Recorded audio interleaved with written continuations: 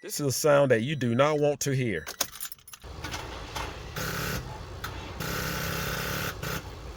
Most likely, if you hear that sound, you have a dead battery. First thing you want to do, you want to lift your hood. You have a hood latch right here. Welcome to my channel. In this video segment, we are going to replace the battery on a 2012 Toyota Camry. Now, whether you have a V6 or a V4, there are two different group size batteries that actually comes with this vehicle. So when you go to the parts store, they're going to actually ask you what group you have. And if you want to take time to actually look, you can just wipe the numbers off and the battery will actually let you know what group. We have the 24F, so that's what we're going to go with. And if you want to go a little further with cranking amps, we have actually 650. If you go into the auto parts store, it don't hurt to actually take this information with you to save the parts guy some time in looking up your new battery. Now, before working on any battery, you want to make sure you have on safety glasses, and you can have on disposable gloves if you choose to do so. I will have them on in this video. But before we actually replace this battery, we're going to take time to take a voltmeter. Just want to make sure that we actually need a battery, so we just want to check out the condition of the battery. Let's see what we have. We actually have 10.2. So we're pretty certain that we have a battery issue, because batteries are quite expensive, and if you replace one, you want to make sure you actually needed that battery. Now, the number one question that I hear a lot of people ask, or I see, how can I tell if I have a bad battery or a bad alternator? So first thing you want to do, you want to check your battery, and you check it with a voltmeter. And if you're curious about, you're not sure exactly how to use a voltmeter, just use the DCV. You can put it on 200 or 20.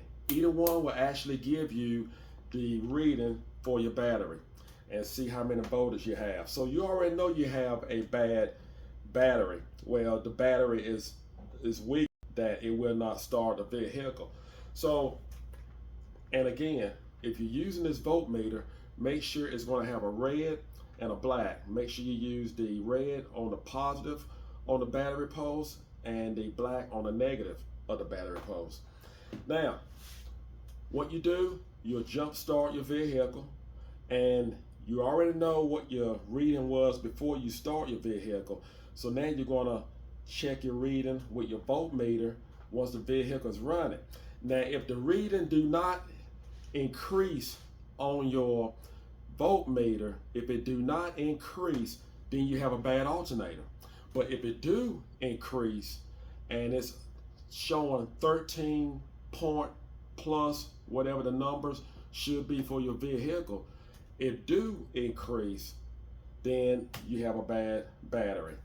So that's how you can determine if you have a bad alternator or a bad battery. Well, now that we know for certain that we need a battery, only thing you need a 10 millimeter wrench and a 10 millimeter deep well socket will actually come in handy. But if you do not have a deep well, you may be able to get by with a regular socket. And the reason why I say deep well, because of this stud right here. Now, gloves is necessary if you are dealing with a battery that you notice that is wet, because if it's wet, possibility that's battery acid. So you do not want that to be on your hand.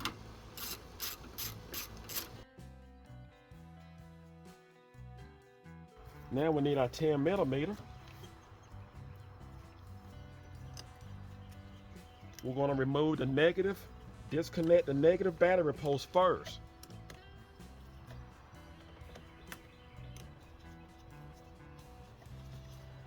Move it to the side, and it seems to be clean, so we don't have to worry about doing anything with that. Now we're going to remove our positive battery post. Now, if your battery is clean like this, you really don't have to do anything to it. Now, the auto parts store may want to sell you some cleaning solution and so forth, but if you have a clean battery like this, don't worry with that. Save your money.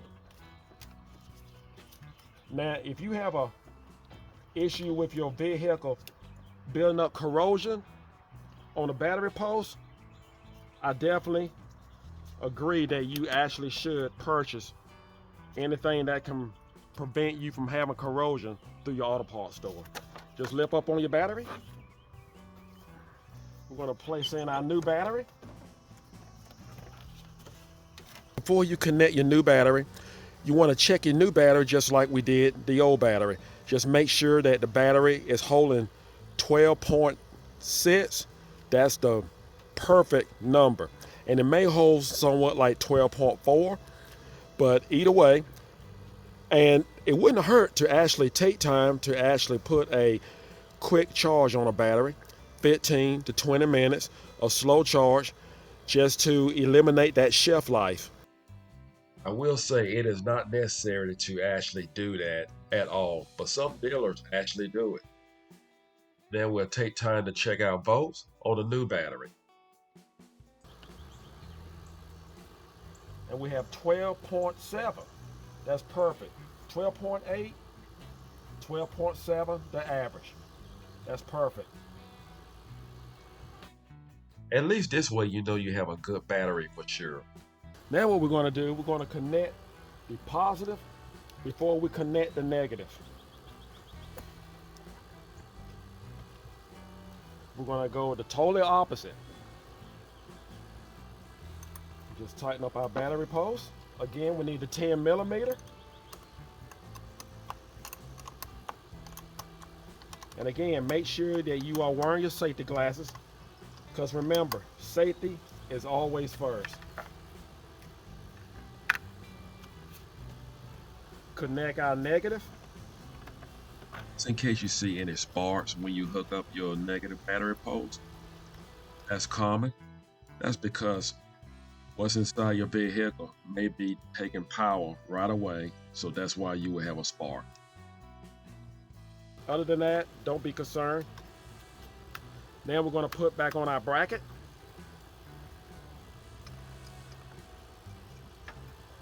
Not sure if you can see this, but make sure you place your hook right back where it came from, right there. Let's not forget our other bolt.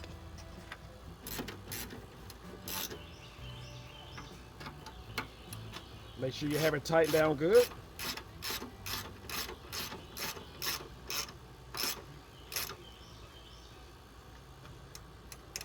So that's what you want.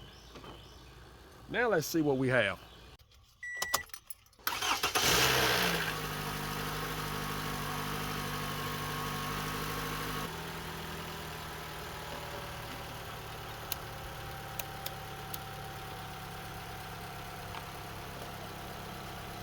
Now what we want to do, we want to actually check and make sure our alternator, there's nothing wrong with it. We want to make sure we actually getting a proper charge.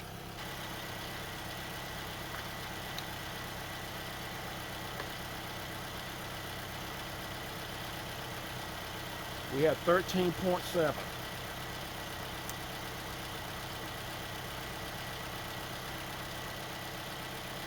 That's perfect. At idle, 13.7. Can't beat it.